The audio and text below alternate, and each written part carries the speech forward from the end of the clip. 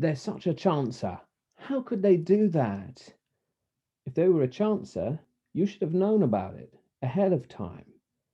That's what we're talking about this week. How you can anticipate time wasters, chancers, charlatans, snake oil people, but also not let some genuine opportunities fall through the cracks. Welcome to Weekly Marketing Thoughts with CTG Intelligence, your weekly look at marketing, PR, business development for your business and your career. Please hit that thumbs up button below and click subscribe for more content just like this. So we've all been there. People have said, well, they're a tire kicker. They're wasting my time. They're not truly interested. And of course, there are genuinely three types of time waster, charlatan, fakes, phony, frauds out there. The ones that are intentionally trying to defraud people, okay, let's park that. That's not what I'm talking about. That's got a separate thing we can look at later. Those people who genuinely are trying to help, but actually don't know what they're really doing, so they end up not helping you. And then the other people who are fantasists, who will never really help you, but like to talk a big game in order to make themselves feel good. Well, let's deal with these latter two, because of course, complete fraud, that's the police, that's legal, that's not our expertise. Let's talk about these other two, because can you afford to let a genuine person who sounds a little bit phony through the cracks? What you can do, create two strategies: a business development strategy for genuine, qualified, interested leads, and a business development strategy for off the cuff, seemingly chancer-esque prospects. And by that, what I mean is put lots of effort into genuine, qualified leads. But when it comes to people that are just too good to be true, but are not fraudulent, send them a menu, send them something, because 9 times out of 10, they won't go anywhere and you won't waste your time because you'll have simply sent them a menu of what you offer. You know how when they tell you in sales training, always qualify who you're talking to and always make sure you understand their pain points and drivers, inhibitors, and solutions, and you can match everything and spin sell. Okay, I'm not a great fan of that. I think it's too cheesy, but this is exactly the opposite. What I'm saying to you is, for the chances out there, just send them a menu. They ask for some information, just send it all to them. Because if they are genuinely interested, what will happen is they'll come back and they'll sign up. They'll buy from you.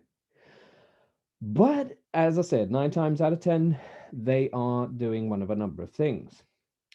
Sometimes people want more money or a promotion, and there's no directorships available, so they're given a bigger title than perhaps they deserve or perhaps there's room for. So you'll get approached by people who are desperate to try and find meaning to the new job title that they possess. And that can be quite deceiving, because imagine if someone came up to your executive protection consulting firm and they said, hi, I'm the director of buying absolutely everything. Of course, I'm making that job title up.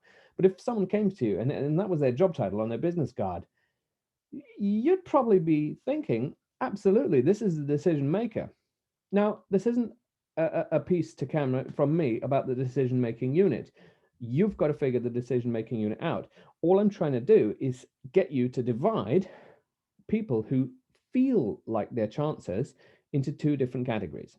Because the people out there who don't know that they're not helpful, they're worth a bit of a shot. You can give them some time and attention.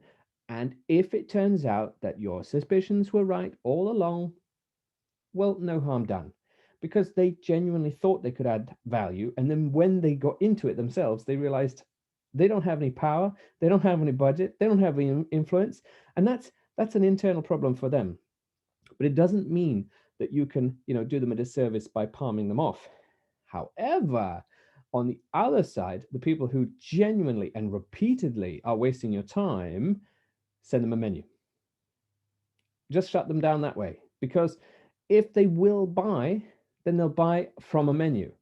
But there's tons and tons of opportunities for you to gain qualified prospects and real customers with real value. So there you go. Think about potential charlatans, snake oil people, fraudulent people, and divide them up. One, genuinely fraudulent, and they're trying to fish you or scam you. Okay, send those people to one side. Your legal team, that's not for me to decide. With the other two, the people that genuinely think that they can help or can buy from you but can't, and the people that don't really understand if they can, but they're going to try and waste your time anyway, get those two people. And with the people that really think they can help you, give them time. But if it turns out that they are a waste of time, no harm done. You've wasted your time, but you've given it a shot. And then equally, the other people who repeatedly come to you and say, please, can you pitch me for this? I'm very much interested in your product, but you absolutely know they have no intention of buying and no spending power. Send them a menu. Shut it down with a menu. There you go. A little bit of actionable tips for you for this weekly marketing thoughts.